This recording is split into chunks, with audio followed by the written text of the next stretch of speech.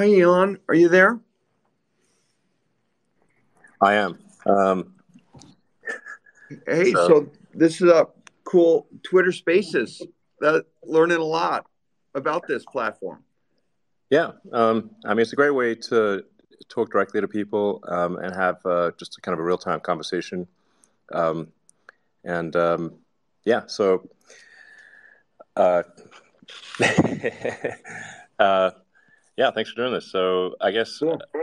um, so would you like to make the Yeah. announcement? Thank you, Elon. And working with Elon and his team, I'm really excited for our industry and for the Ford customers. We're announcing that in early 2024, all of Ford's existing customers and future customers would have access to 12,000 Tesla superchargers, high-speed superchargers across the U.S. We're really excited about that. We're ramping production, and we think this is a huge move for our industry and for all electric customers. And then about a year later, we're going to be equipping our Fords when we go to our second generation electric vehicles with the NACS interface. So it's really, Elon, I want to thank you and your team. It's been great working with you so far, and I'm really excited about what this means for customers. We've been talking about this for a while, you and I. What are your thoughts? Yeah, well, it's certainly super exciting to be in partnership with Ford. Have a tremendous amount of respect for Ford as a company and makes great vehicles. So, yeah, this is it's something where we're super happy to support Ford vehicles with the Tesla supercharging network, and also provide API access. So like a Ford vehicle can charge at a Tesla supercharger using a Ford app seamlessly. Essentially, like the idea is that like we don't want the Tesla supercharger network to be like a walled garden. We want it to be something that is supportive of electrification and sustainable transport in general. So, and we're very, very much appreciative of Ford's interest in partnering on this front. So, it is our intent to do everything possible to support Ford and have Ford be on an equal footing at Tesla superchargers. Well, this is a really, really big deal for our customers because we have about 10,000 fast chargers now, but 12,000. We love the locations, we love the reliability, your routing software, the ease of use of the connector, the reliability of it. I think it's a pretty amazing what you and your team have done for the customers.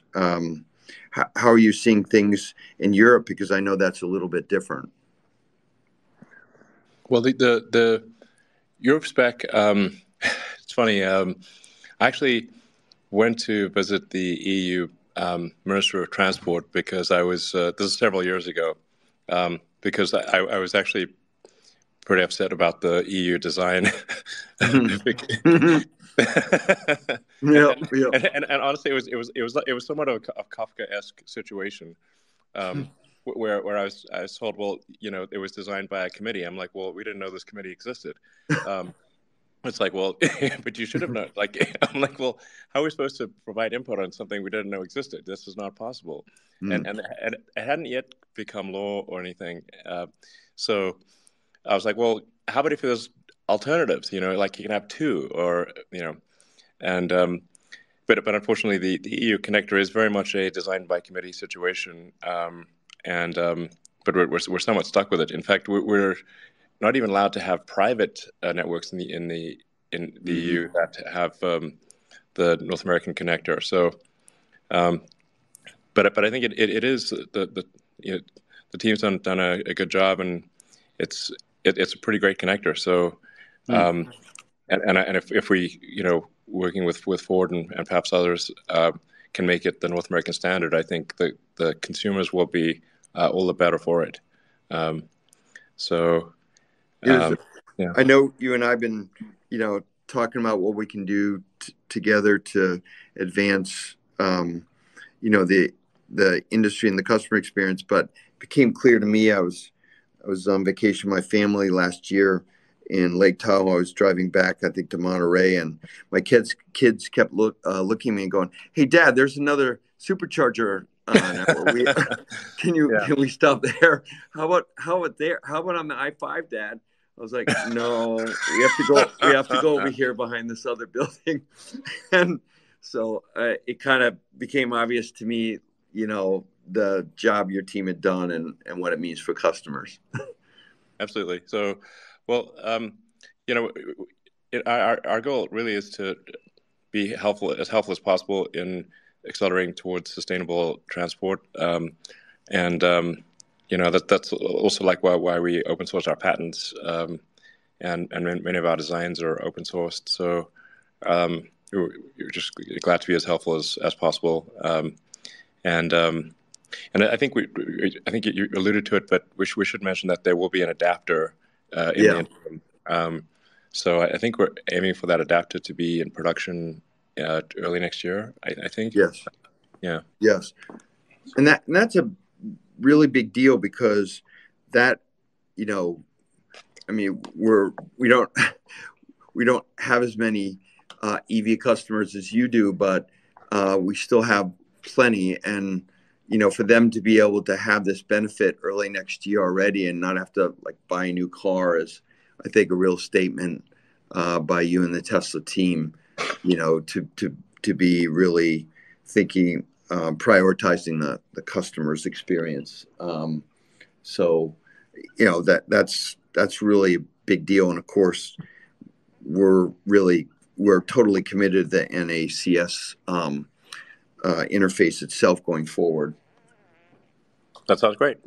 Well, let's see. Should we maybe take some? We take some questions. Perfect. Let's see. Maybe Farzad. I have one. I think that's pretty cool. I see, which is how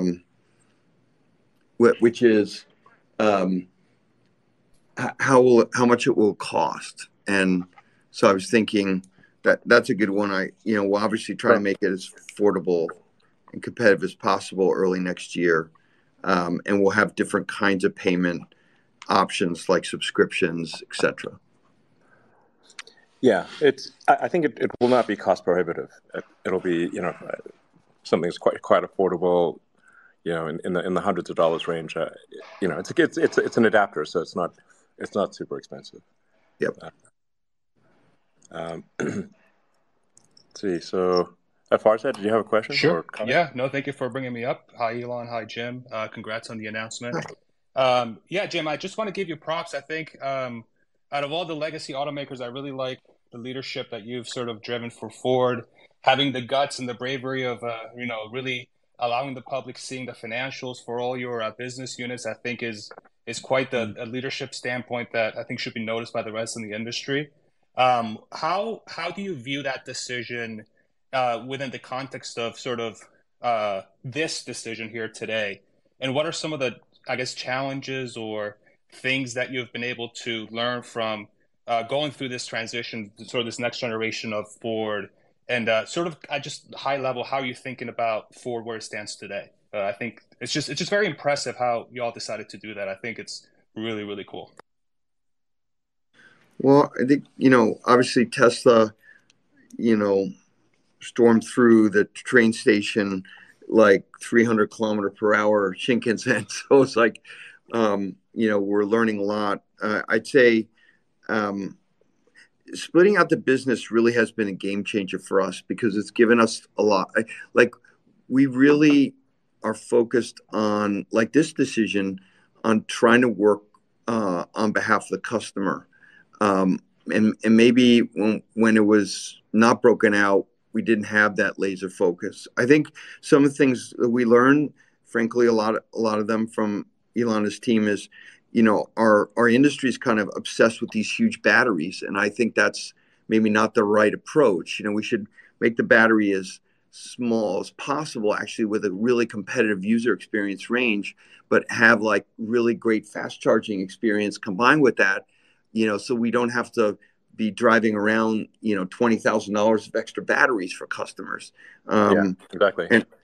So I think I've learned that, and also the embedded electrical architecture, fully updatable vehicle. Like, it's super hard what Tesla's done, and I totally respect them, to do that, to make a fully software updatable vehicle, and we're in the process of doing, but it's super hard. It's super hard, yes. Well, I mean, Jim, we're happy to be helpful in other respects with, on the software front. There may be, something where we can be helpful there, in the same way that like maybe Android is, helpful to the phone industry as sort of a general standard. Like we could potentially I think open source more code, and we'd love to be helpful in any way that we can. Yeah. I think that's super important. It shouldn't stop now. I'm actually really interested, Elon, in your experience so far in Corpus Christi and processing raw materials. It seems like you're really learning a lot. Yeah, I mean, our actual goal is to do the least amount possible, but then we end up hitting these choke points, or we anticipate hitting choke points. So a lot of the vertical integration is really out of necessity, and if we find that there are suppliers that are solving the problem, and there's good visibility into the future output roadmap, then there may be cases where we would redirect those resources from what they're doing to something else, because we got a triage list of problems a mile long. So, but we did see a pretty serious issue with lithium refining. There's a lot of lithium ore in the world. Like when one looks at the sort of lithium reserves, that's actually a tiny fraction of the amount of lithium that exists. But the processing of lithium, it seems to be a significant choke point. So that's the reason for our lithium refinery that we just broke ground on in Corpus Christi, and then we've got a cathode refinery that's on the same piece of land as our factory in Austin. That's for a nickel-based cathode, and then we're just trying to figure out, like, man, do we need to do the anode too? Hopefully not. But if someone else could please do that, that would be awesome. It's synthetic graphite. There's a big market for it. I recommend entrepreneurs. I mean, I see so many entrepreneurs, like, in Silicon Valley doing like a software startup, or sort of chasing the latest thing, but not enough of the talent in North America, I think, goes into heavy industry. And the crazy thing is, like, the opportunity in heavy industry is tremendous. So I just would really like to encourage entrepreneurs to think about things that don't involve, an app on a phone, basically. So apps on a phone, we need them, but I just think we have an over allocation of talent towards apps on phones. Coming from Ford, I totally agree with you. Totally agree. It is super hard making cars. So well, it's super hard making embedded electrical architectures too. Right back at you. Definitely. And it's like I guess California gets a lot of flack, but I have to say, like, the Tesla and SpaceX teams in California work like hell. We run the Fremont plant 24/7 in the Bay Area. And the output at sort of on a Sunday morning is about the same as on a Monday afternoon. And then I was like, well, do we have quality issues maybe that are differential? Because like, who really wants to work at 4 a.m. on a Sunday? You're right. But actually, no, it's slightly counterintuitive. We actually, I mean, look, quality is always a challenge. Yes, it's always a challenge. But actually, the quality is slightly worse on a Monday than it is on a Sunday night shift, which is counterintuitive. Oh my God, that's interesting. It is. Hey, Jim. Hey, Elon. This is Sergio Rodriguez out here in Monterey, California. So I am absolutely shocked to see this partnership go down. I am impressed as all can be. I mean, if anybody knows me, they know that I'm completely shocked right now. I don't know where north, south, east, west is right now, but I appreciate the fact that there's going to be a movement forward as far as this electrification, and that way we can get these naysayers that are out there that feel that range anxiety is limiting and people can't do this and people can't do that. My question goes to, how is the charging speed going to be for us Fords on your network? Are we going to be able to charge at our full capacity? Because I know that with the Magic Dock, when I tested it, it was throttled back a bit.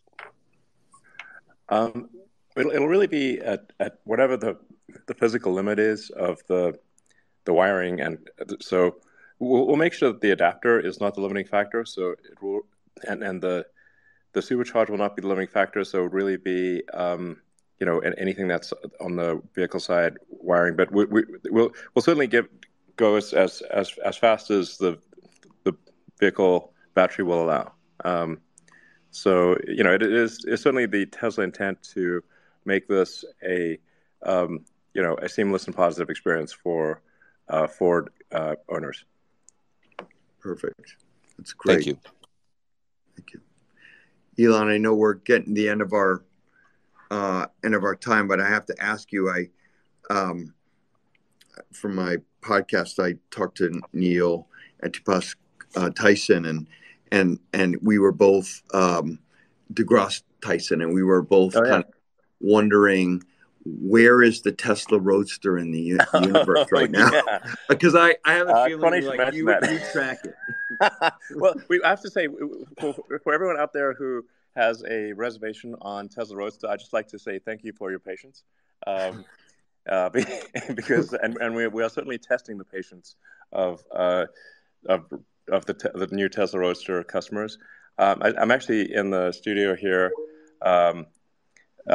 with our head of design, actually, and our head of vehicle engineering. So Lars and Franz are here. Lars and Franz are here. Lars and Franz are here. So we're actually just looking at so we're hoping to finish the design of the engineering of the new Roadster this year, and hopefully reach production towards the end of next year. I mean, I do want to emphasize that this is financially sort of a small potatoes situation. It's not going to move the needle in a major way financially. So I've characterized it as it's not even the icing on the cake; it's the cherry on the icing on the cake. But it's still it'll be a really really cool thing, and there's something poetic about. We started off with a Roadster, and we're not going to end with a Roadster, but it's nice to have it rhyme and come back with a new version. So where's the one in space? Like, where? Oh, yeah. How far out is it? Well, there's actually somebody maintains a website called whereisroadster.com. Oh, really? Yeah. So at any given point, you can see where it is. But we ran the sort of orbital calculations forward about 10 million years, and it did not appear to hit anything for the next 10 million years. So it's you never know when something might come out of nowhere, but it'll be there. In theory, it'll be there even after the pyramids have eroded. So it's a long term. The aliens. If the aliens come in the future, they'll be like, "Hey, what's this thing?" And then we have a tiny Roadster, like a Matchbox car Roadster, on the dashboard of the Roadster. So they'll be like, maybe they'll think they must have worshipped these things. This must be like their religious symbol of something, you know. Yeah, I don't know. Yeah. That's cool. I just want to thank Elon, to you and your team for working together on behalf of all of our customers, and for all the customers calling in. Just want to thank you for doing so. We're really pumped up about working with you to make our customers' lives better, and we're really thankful for your partnership. Likewise, it's an honor to be working with a great company like Ford, and so yeah, it's looking forward to doing perhaps more in the future. So, well, yeah, and let's do this again. I've learned a lot, and yeah, it's a great platform. All right, cool. Sounds good. Thank you. Okay, thank you. Bye. Bye.